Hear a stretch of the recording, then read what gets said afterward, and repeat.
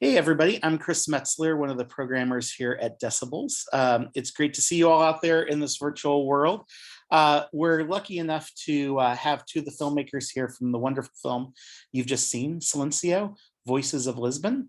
If we can please welcome Celine and Judith. How are you guys doing? Hi. Great, thank you. We're doing great. Thank you for making such a beautiful film and sharing it with us. When did you each first hear Fado, and what inspired you to make the film? Shall I start? Yes, please. Yeah. Okay, so I moved to Portugal about 22 years ago. And as actually said in the film, I heard Fado and I just had this feeling that I was coming home somehow, even though it was very local music. And very shortly after that, I met Yvonne, one of the main characters of the film. And pretty soon, not soon, because, I like to know people before. So as I got to know her and got to know her life story, I thought it's just an amazing story to tell. So I thought one day I want to make a film, until I met Judith. And then that's how the whole adventure started. But I met Judith much later.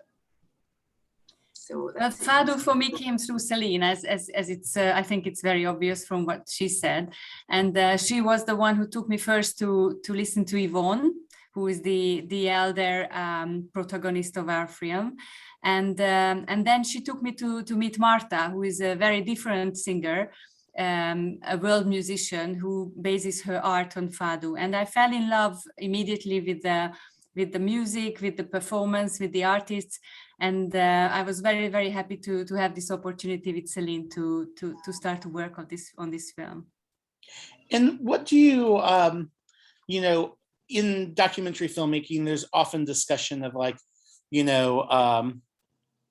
the strengths of either kind of somebody from the inside telling the story, but also an outsider's perspective. And so what do you think it was that kind of helped you in making the film, of discovering, not necessarily growing up with the art form, but discovering it and falling in love, that kind of allowed you to kind of make the film that you did,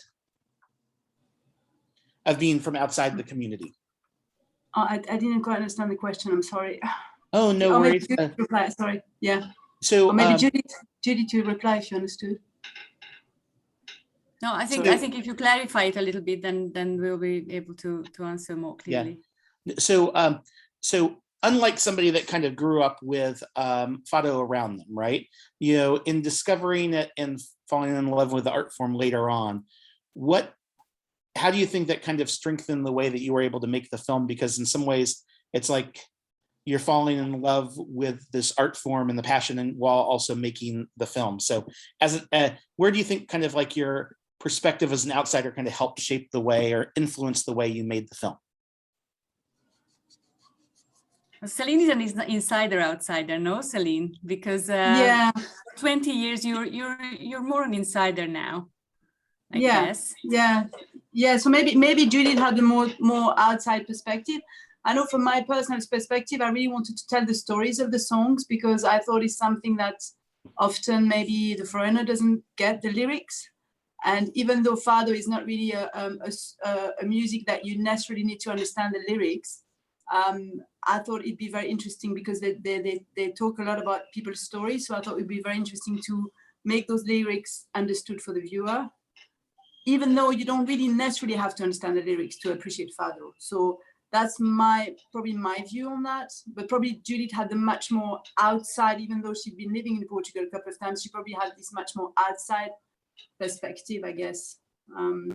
No. And I think I was really happy to see, when the first time I went to listen to Fado with Celine, it was not only the singers and the artists, but it was for me, it was also her relationship to this community, how she, as a foreigner, who is half Portuguese now probably, got accepted by this community, became part of the family. And in fact, it was me who convinced Celine that she should be in front of the cameras, and we should see her. She should be guiding us through this journey of getting to know Fado and the singers and their problems. So I was very happy to convince her and to see her, because I think it's a wonderful it's a wonderful journey that she goes through from the beginning of the film until the end, when she's symbolically accepted by the community, by Yvonne giving her the scarf.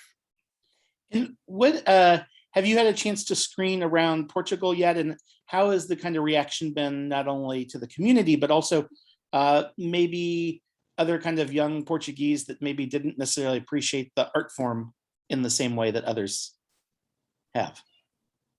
So we had an amazing experience. Our Portuguese premiere actually was up in Sile in the north of Portugal. And Judith, unfortunately, wasn't here because the pandemic. But I went there with Tamara, our producer. And when I saw our screening time, it was like 10 o'clock on a weekday, and I thought, in the morning, and I thought, no way, people are going to see our film. But they organized it very well with music school, professional music school students. And so the room was filled in with like 20+-year-olds, and I was a bit like very nervous, actually. I thought, oh my God. And at the end of the film, they were like clapping, with the credits, they were like clapping in rhythm to the music, and I thought, wow, that's amazing. So actually, it was pretty amazing. And now we've been showing it in Lisbon.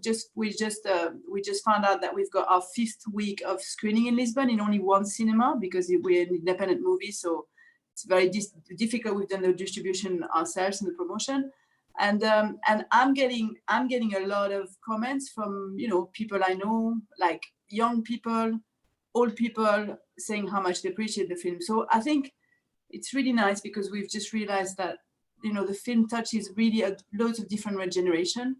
Even people that maybe don't like Fado to start with, they said, oh, I've learned how to like Fado, like young Portuguese people, even old Portuguese people that had preconceived ideas about Fado also maybe. One person said, I actually reconciled myself with Fado through the film, which is really nice. So it's really lovely now that the film is actually alive, and actually physically alive, because we had a year of online screening, which was great because the film could really move around, but it's been really nice to have some physical screenings, no, Judith? Yeah, and you had a few in Hungary as well. Yeah, absolutely. And it's interesting to see. For me, it's interesting to see, foreigners who don't know anything about Fado, they fall in love with Fado by watching the film. And I think it's partly because of the authenticities that I think our characters, who are amazing and who gave their art and their music to us, is just they are just so good, and so it's just universal, this form of art. And it's really nice to see that something that we are so enthusiastic and passionate about gets through to people, and that people understand it and understand the story and the story behind the Fado songs. Yeah. What do you think, in making and kind of sharing this film, and, as you say, that people are able to kind of reconcile whatever their feelings are, or maybe rediscover it in some ways. What do you see kind of for the future for the art form is? Do you think that there'll be kind of opportunities for it to continue to grow, or at least be appreciated in greater ways over the years? Or what, or even, you think of the pandemic, is that live performances of, things have just been put on hold. And so how does that kind of shape kind of a performing arts community over that time? How have Yvonne and Marta kind of been affected by the pandemic over the last year and a half? I think, I don't know if you want to, Judith, but what I've seen around me that I think humans are extremely resourceful, and I think we find ways of, still being creative in different ways. I don't know how to explain, but yeah, I mean, it just actually right now I'm actually helping one of the characters of the film to actually paint a set. That's why my hands are dirty. And it's really nice because those people move on. So actually, it's one of the protagonists of the film is now doing a set design, because he can't necessarily play music, but that's it. It's just the way it works. And Marta is on other projects, and Yvonne keeps on singing, but maybe in a different way. So I think people are resourceful. People find ways of keep on being creative, keep on working. Of course, it's not so easy, and especially there's not so much money, you know, from the state to give to those people. So people have to keep on, you know, struggling and moving on. But I think human beings are very resourceful, and especially creative ones. Yeah. But it's not easy, for sure. It's really not easy. And I think what Marta and Jean-Marc showed in the Tashkabit was really that, you know, by joining cultures, by joining genres and joining generations, that's when we get stronger. It's not just staying in our little box, you know. And I think that's maybe the hope for the future. I don't know if that makes sense or not. Yeah, the theme of kind of resiliency and evolution, I guess, is a big part of many different kind of creative arts. How was, when we often think of directors, you know, we think of like kind of this auteur theory of like this kind of one director. How did the working in a kind of a partnership and collaboration help you all out? And what was your kind of collaborative relationship like in making the film? I think it's for us, it was a really interesting journey, and the fact that we come from different backgrounds, from different countries, I think it helped us a lot, because it was much easier to say who is responsible for what. As Celine is an artist and I'm a journalist, and Celine was very much very knowledgeable about the Fado community, and I was the newcomer who just discovered the story of these women and this community. It was, in a way, I would say it was easy to find out. You know, I was more responsible for the story. Celine was part of the shooting in front of the camera, and she was responsible for the artistic part of it, the Fado songs. And somehow it just organically built up into a film, and this is what we wanted to do, you know, to build a film on the lyrics of the Fado songs. And I think Celine was really good in finding those songs that fit into the story. So we were working, you know, parallel with each other, but sharing all the time.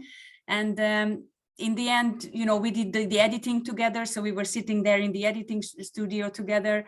And we could easily find a common ground, I should say.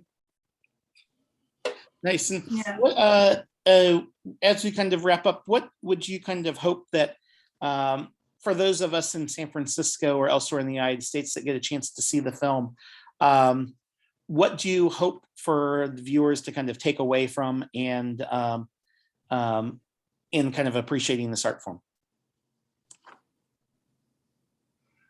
Maybe I start. Oh, sorry. No, start. Yeah, just shortly. I think we wanted to show the beauty of traditions and the strengths of traditions in building communities, and we wanted to show that the world is changing, and of course we accept it and we go along with it. But I think we should take much more care about these traditions and try to take them along. Like, for example, I think Marta is a very good example in building Fado and the really deep Portuguese traditions into her art, into her world music art. And for me, it's really important that we should really look out for these values and these beauties, and not let it, you know, just sink into not to forget it. Yeah. Yeah, I think it's that, but I think also more than just tradition. I think it's building communities around tradition.